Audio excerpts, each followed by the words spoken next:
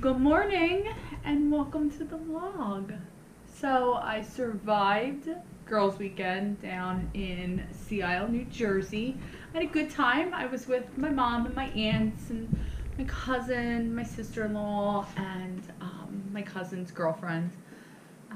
So it was fun. It wasn't crazy. It was very nice and relaxed. But as much fun as I had, I was definitely glad to be back home. As cheesy as it sounds, I missed my husband, I missed the kids, and I missed my dog, and I really missed my bed. But, so, there's that.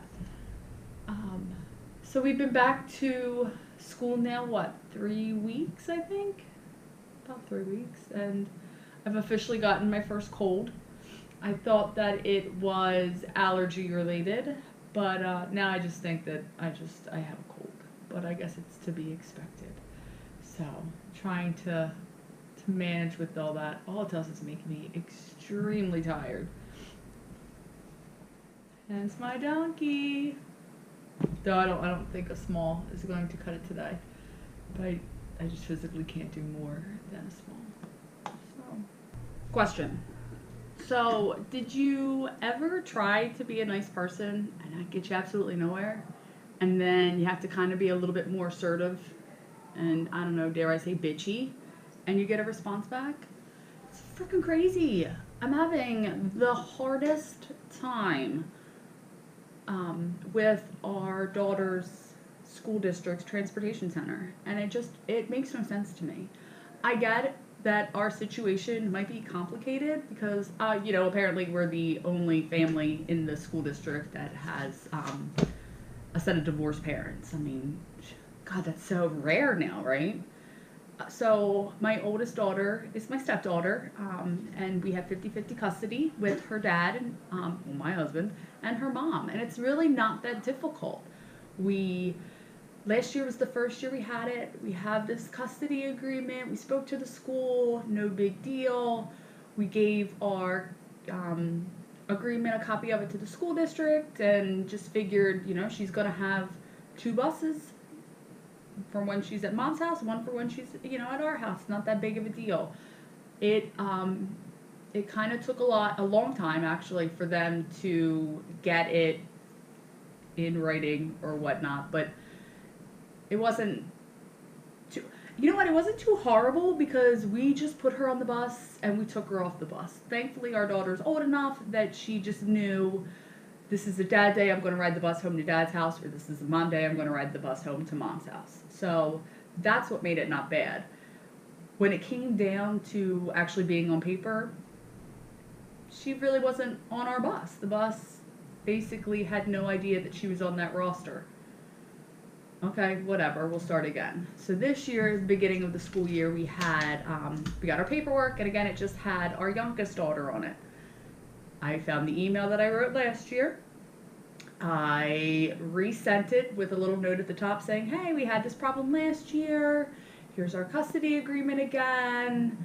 Can you please make sure that, both our oldest daughter and our youngest daughter are on this bus? Never heard anything back. School checked in with me. I said, I didn't hear back, but we're just going to put her on the bus. So that's what we did. First day of school, thankfully I was there because I had a meeting, put them on the bus. They allowed both girls on the bus. So I figured we don't have a problem.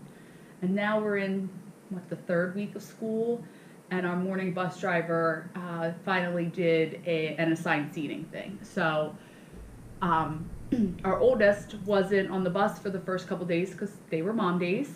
And then she got off the bus the other day and it said, hey, bus driver doesn't have me on her roster. She knows that I'm Kylie's sister, and she, just allowed me just to sit with Kylie. But, she doesn't have me on there. And I was like, that's kind of crazy because they were notified on more than one occasion that you're on that bus. So I sent an email, very nice, very, very nice. Just, hi, reiterating, I sent this email at the beginning of the school year. Bus driver says that she doesn't have record of her. That's very unsafe. I don't think I have to explain why that's unsafe, but clearly I do. So, if there were to be an accident and you had to tell first responders who was on that bus.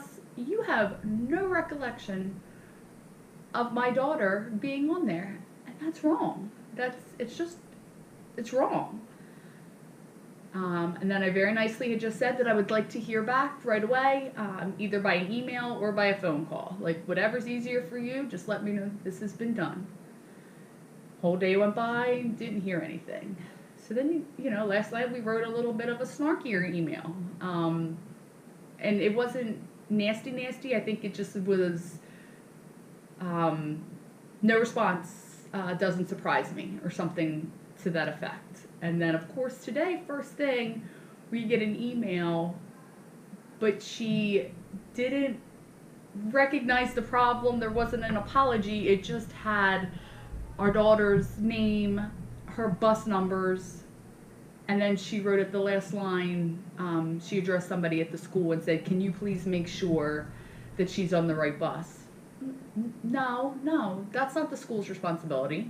Again, thankfully, our daughter's old enough that she knows what bus to get on. But my question to you was, I just want to know that she's on both rosters. So all your email really had to say was, "Sorry for the mistake, Mrs. Smith. I just want to let you know that as of now, your daughter is on both rosters. Any further questions, feel free to reach out and let me know." It's not that difficult. Like, I don't know, am I wrong?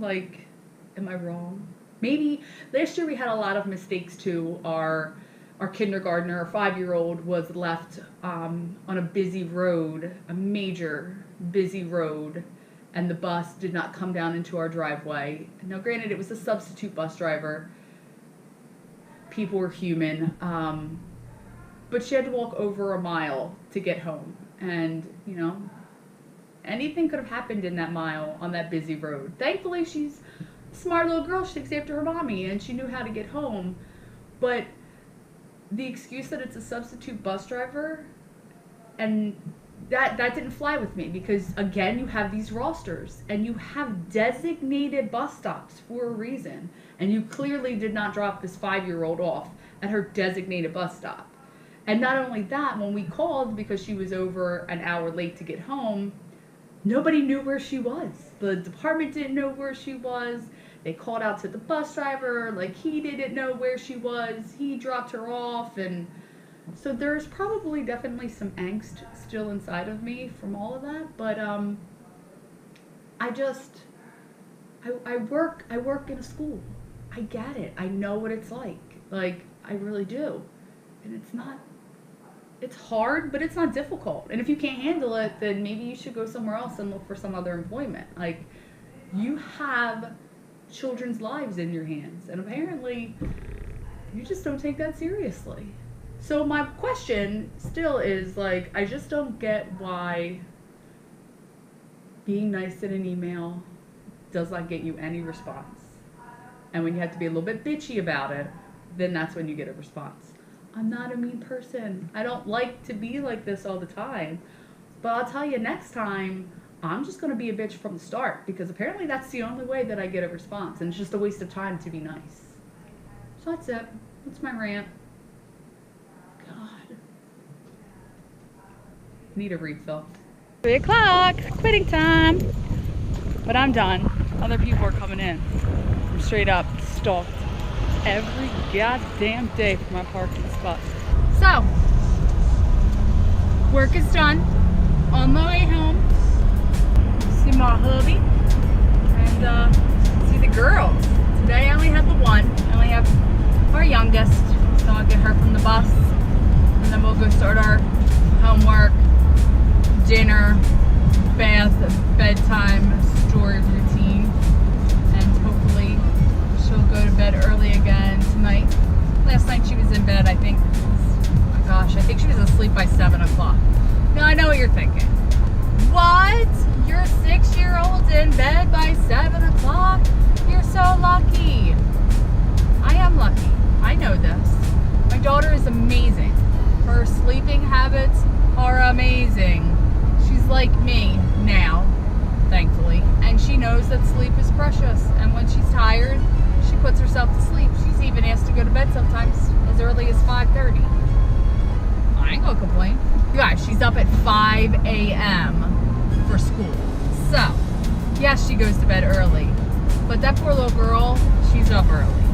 In weight loss news, I unofficially hit my 50-pound mark today. I had surgery back June 9th, and I was 260 on the dot on surgery day. And today I hit 210 on the dot. The only reason why I say unofficially is because I am a daily weigher. I do like weighing myself every day, but I only count the weights that I get on Fridays as my documented weight, just because we fluctuate so much. So, listen, fingers crossed tomorrow that I'm still 210 or lower, because otherwise everyone's gonna know that I gained a couple ounces or a pound or two. I got behind my daughter's bus, and I never did that before. They go a crazy way. I never ever thought that she'd be going the same way that I am, or that her bus would be going home the same way that I do. I'm interested in seeing what she does when she gets off the bus and she doesn't see me. And then when she gets in the car and she sees me. She saw me, she's running.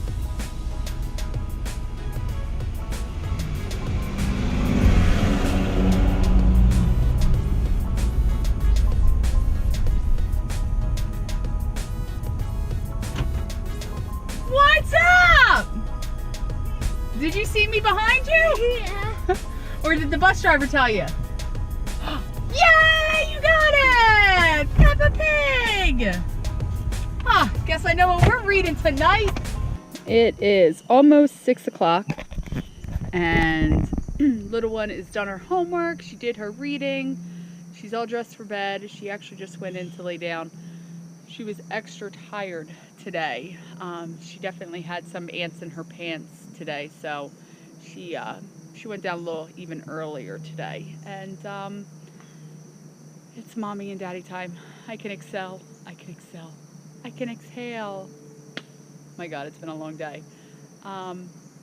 If this is your first time here, go ahead and subscribe.